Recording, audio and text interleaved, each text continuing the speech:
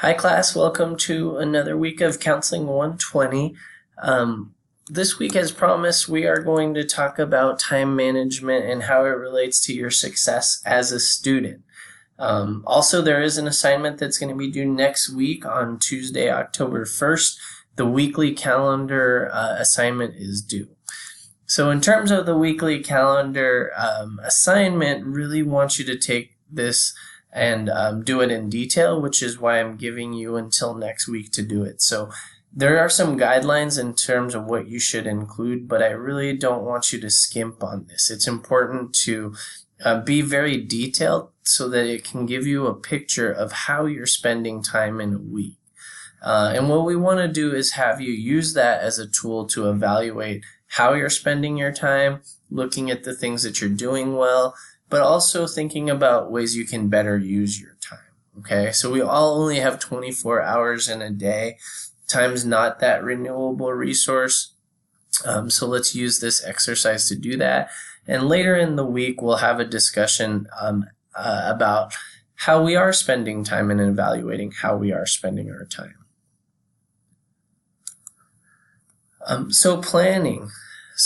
Planning is really key, and you don't necessarily have to start big with planning. So one strategy that you can take is actually look at it on a day-by-day basis. So for example, for September 24th, you can say, okay, I want to make sure that I spend 1 hour of my time studying for my econ midterm that's coming up. I also want to make sure I spend at least 30 minutes exercising, and make sure that I also make time for meals in between classes.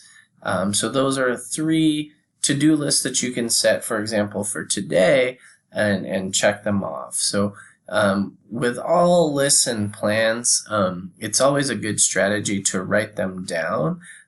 It'll hold you more accountable and also create that visual.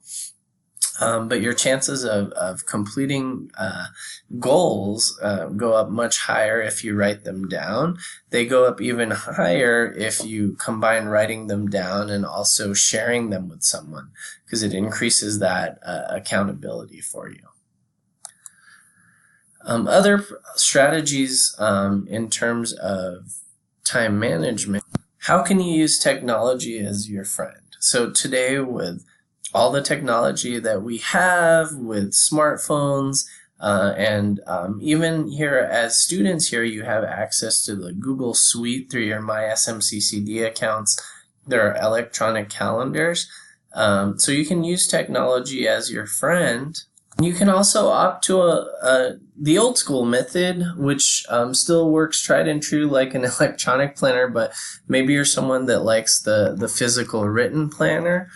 So you can pick one of these up at the bookstore or in the counseling office. We have them, and there's also a lot of different versions of paper planners that you can use. But whatever you decide, whether it's using technology or a planner, or your smartphone, definitely use that to help you plan and make time and schedule things, right? Also, when you're really busy as students are, especially in community college, you do have to prioritize things and kind of limit or set times for things. So, for example, checking email and social networking. A really interesting perspective on time management actually was I learned about through an author, Tim Ferriss, who wrote the 4-Hour Work Week.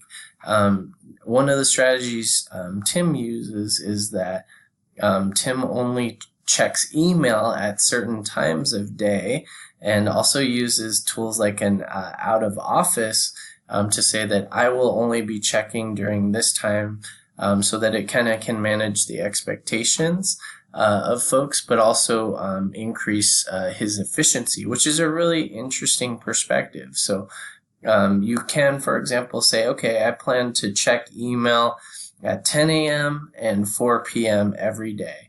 And that could be a way where you're not just kind of hung up on your email. There are also tools that you can use that are apps that can limit the time you spend on your phone as well as on your computer as well, which is stuff that you can actually use as a tool to be more efficient. I think that many of us could be guilty of spending a lot of time on social networking, whether it's Instagram or Facebook or Twitter, LinkedIn, or any other social media out there. That can definitely be a big time consumer. So kind of having the discipline to limit how much you check that, or again, using that strategy of planned neglect that we talked about, where you avoid distractions. We also use our phone as distractions, texting, and searching the web, or again, on our social network. So again, just having that discipline to really focus your time. Okay. It's also really good to set and stop times, because that way you can kind of have a little bit of a balance, but also, again, hold yourself accountable to, like, you will have this plan to do this at this time, and hopefully that can help you use your time more efficiently. Another great strategy is working backwards, so thinking of what the end goal is and working backwards to think of the steps, and also having an idea about how much time that you need to spend to reach that goal. Okay. Other things are how can you use your time more efficiently? So one example I can share for myself is when I was working at College of San Mateo while in grad school, I was going to San Jose State, and it was at least a 45-minute to 1 hour commute with traffic. So one of the strategies I used was getting some of the textbooks that I had that were available to me via audiobook. And of course I had the traditional book for the class, but having the audiobook would also give me some chance while in the car and commuting to hear that information again. If you're on public transit, or if you do rideshare like Lyft and Uber, can you use that time to study and read where you can fit it in? Do you have a job that has flexibility that allows you to study? So really think about some times and windows where you can make the most out of your time too.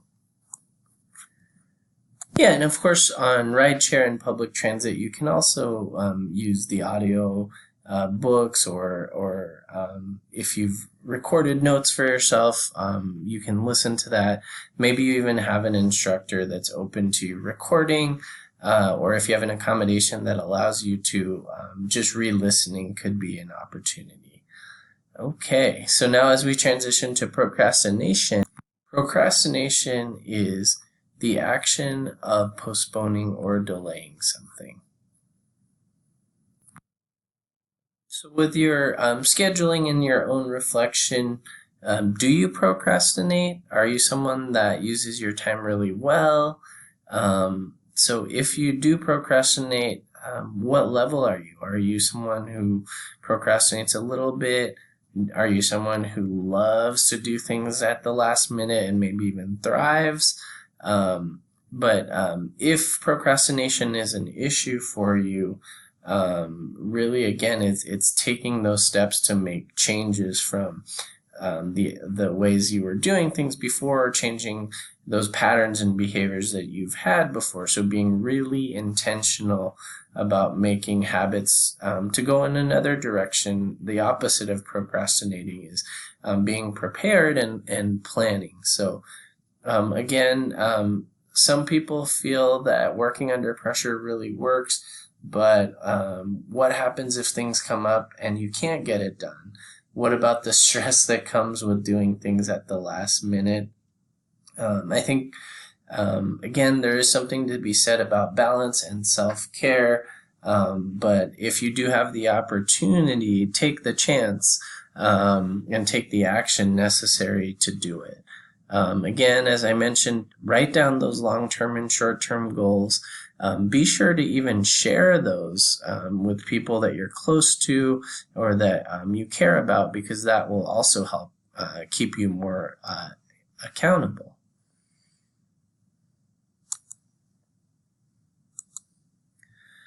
So as we mentioned, this is kind of a piggyback on what we talked about last week, and your environment can definitely play a factor in terms of your productivity.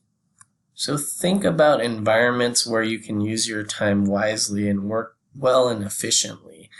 Try to avoid those distractions. And again, think about the strategies that we talked about, such as planned neglect, or really blocking out schedules, or blocking out times to complete tasks, and also balancing that out with some leisure time and self-care time as well. So to summarize, make sure that you do set goals for yourself. This can be done on a daily basis, a weekly basis. A to-do list can enable you to stay on track and on task. Again, it can start, there's no such thing as a goal that's too small. But it also doesn't hurt to set mid-range goals and long-term goals and to-dos as well to keep you accountable. Again, we talked about writing these things down and sharing them with someone. Use the tools that you have, whether, again, it's a planner or a phone perhaps that you have, or your my.smccd Google account where you have access to Google Calendar, which can actually sync up with your phone. Let technology be your friend. If a paper planner is something that helps you, definitely use that. Again, it's your own personal preference in doing what works for you. I know when I was a student in college, we didn't really have PDAs or smartphones or Google Calendar, so we really relied on the traditional student planner. And when the smartphones came out about 11, 12 years ago, especially with the iPhones, that actually really helped me get a lot more organized. So I actually personally prefer the electronic to keep me on task, but you could be very much different. So find out what works for you. But either way, whether it's electronic or paper, if you can schedule things, that can keep you on task and let you know that what you need to be doing. Avoid procrastination. If you are a procrastinator, be honest with yourself and think about the actions that you need to change those patterns and habits and behaviors.